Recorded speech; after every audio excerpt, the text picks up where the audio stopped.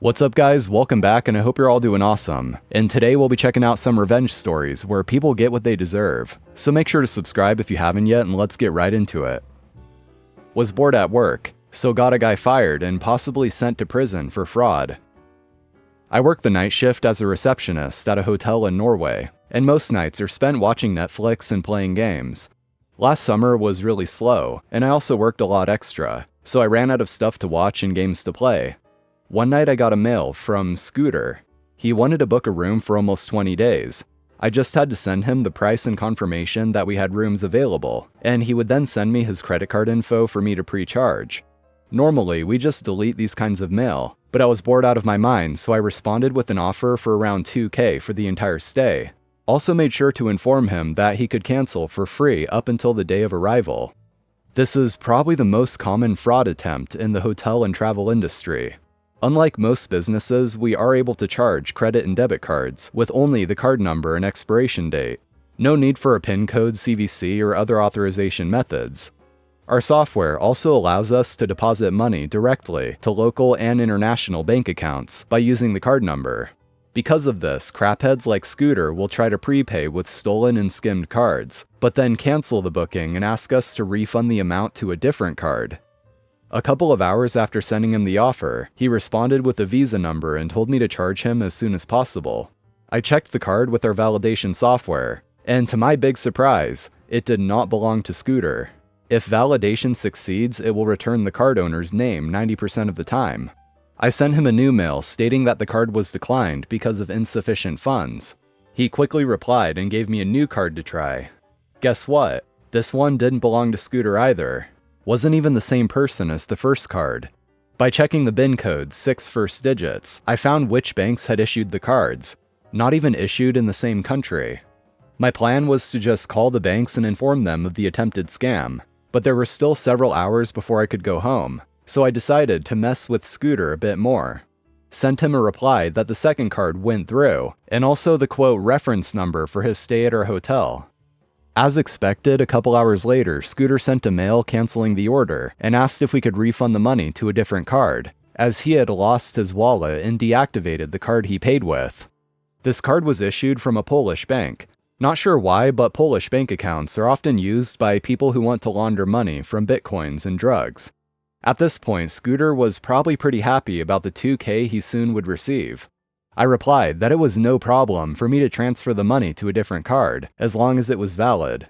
How fun would it be to also cancel his own card, so that he had to spend the $500 for a new one? Not fun enough. In the last mail I wrote that he could send me the card number, but that our email server would go down for maintenance in a few minutes, so my boss could do it on Monday. It was now Saturday morning, so enough time for the charged bank to call us and reverse the transfer. If he needed the money right away, I told him to call the hotel before I ended my shift at 7. He called almost immediately and I wrote down the card number and his phone number. Told him I transferred the money and that it would be in his account by 12. My shift ended and I went home with all the info Scooter had provided. Wanted to see if I could find out who he was. And of course, this idiot had an open Facebook profile that I found using his phone number. He even listed his address and employer. Looked a bit like the artist Scooter, but with an even more messed up face and spiky hair full of gel. He lived somewhere outside of London, in an area I would describe as a British trailer park. Houses that were nice at some point, but where the owners had spent £0 on maintenance since it was built. Trash everywhere and broken windows that were boarded up or fixed by sealing holes with garbage. Now to the fun part. According to his Facebook profile, Scooter worked at a hotel. This meant that he would have access to card information from guests that booked through sites like Booking.com. I called the manager of the hotel and told him there was reason to believe that one of his employees was trying to commit credit card fraud, and that the card's numbers could belong to their guests. Gave him the names of the people who owned the cards Scooter tried to pay with, and to no surprise, both had stayed at the hotel. Told him it was Scooter, and the manager just exploded in anger. Not 100% sure what he said because he was screaming so loud, but I think Scooter wasn't a normal employee. He worked there through some kind of government training program or something. After talking to the manager, I called both Visa and MasterCard International and told them about Scooter's little business venture. Apparently, it's pretty easy to check if there are more cards that have been involved in fraud, where the cards have also been used at Hotel Scooter. With his Polish deposit account info, they would also be able to pin it on Scooter if he had been successful in scamming anyone, and sue him for the amount stolen. The police also called me later to get a statement regarding the whole situation, so I know that the manager reported it to the police. Not sure what happened to Scooter, but according to his Facebook profile, he no longer works at the hotel, or anywhere else as far as I can see. Can't you just unload around me? So this happened earlier today and was too perfect to not share with you guys. I work in construction as the foreman for a new house build. The location is kinda strange. The house is 250 feet up a hill, via a footpath only. All of our materials have to come up this footpath by hand. It's a pain in the ass to manually carry, quite literally, an entire house up this hill. One of our saving graces is having the 2 parking spots on the street at the bottom of this hill, marked with official no parking signs.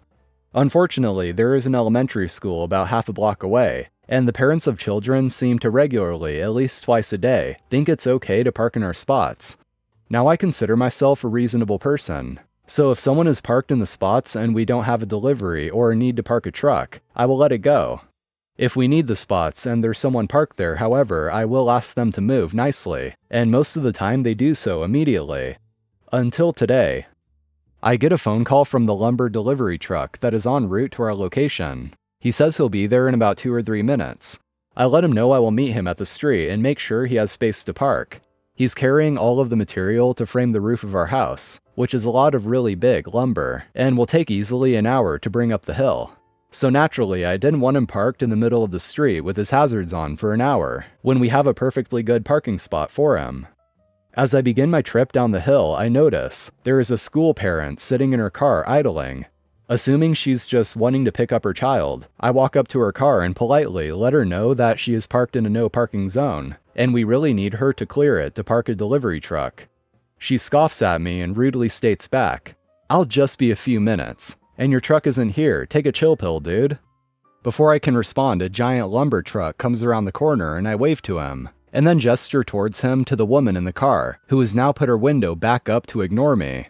I put on my best customer service smile and wave at her through the window. She put it down halfway and angrily shouts, "What?"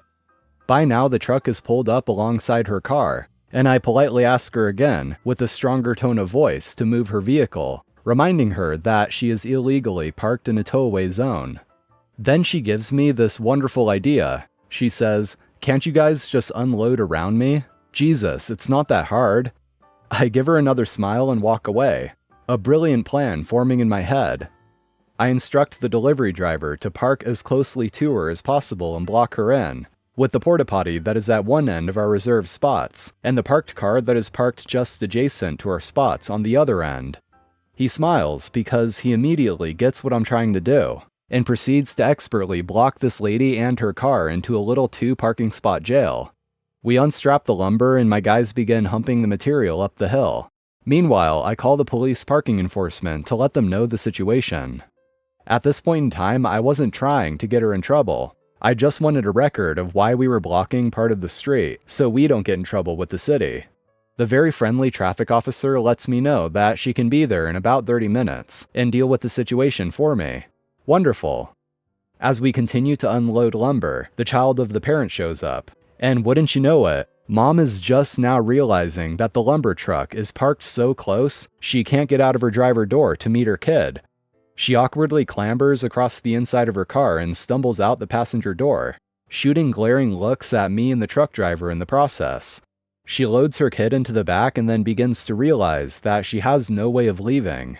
She comes storming up to myself and the driver and states, "I'm in a big hurry. You need to move your damn truck right now so I can go."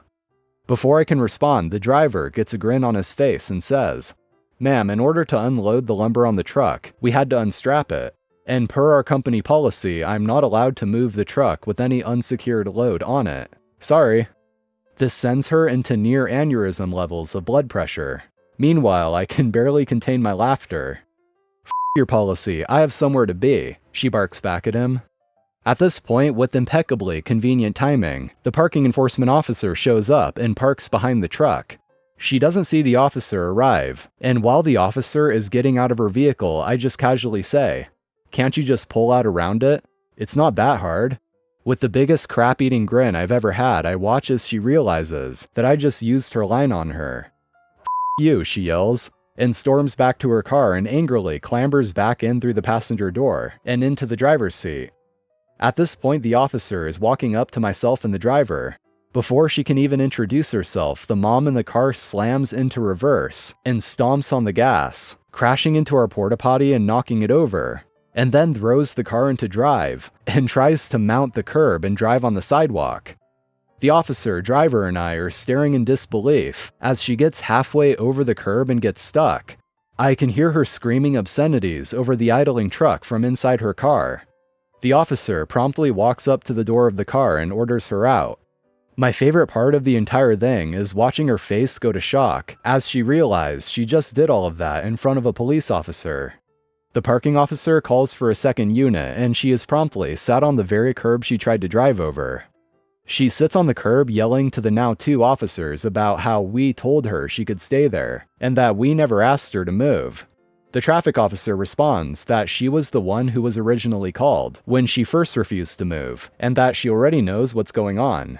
While myself and the driver are giving a report to the second officer, my guys finish moving the remainder of the lumber, and the driver finishes his statement and takes off to go back to the yard.